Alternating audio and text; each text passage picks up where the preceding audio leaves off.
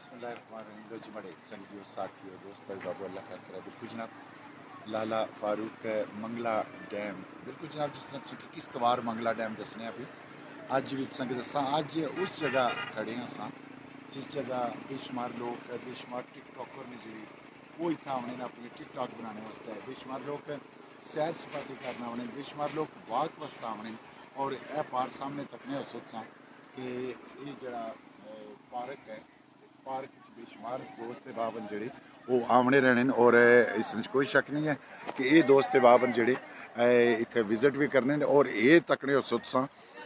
सड़क है जी बिल्कुल जनाब इस साइड तो ये दीने वाली साइड तो सड़क लगी आमनी है और आमनी आमनी आमनी आमनी बिल्कुल जनाब इतने अगे थोड़ा सारा है जिले मोड़ मुड़सा इतने वाई क्रास है और इस वाई क्रास एक शहर ने अंदर सड़क लगी जानी है और एक जी है F2 वाली साइड तो वो भी शहर ने अंदर ही है, ऐसी बात नहीं है वो उस साइड पर लगी जानी है। मैं आख्या भी अज मीरपुर की खूबसूरती है जी वो संग दस जोड़ा ये भी चीज़ क्या ख्याल है लेकिन रेस्ट साढ़े जी बिल्कुल नालो नाल।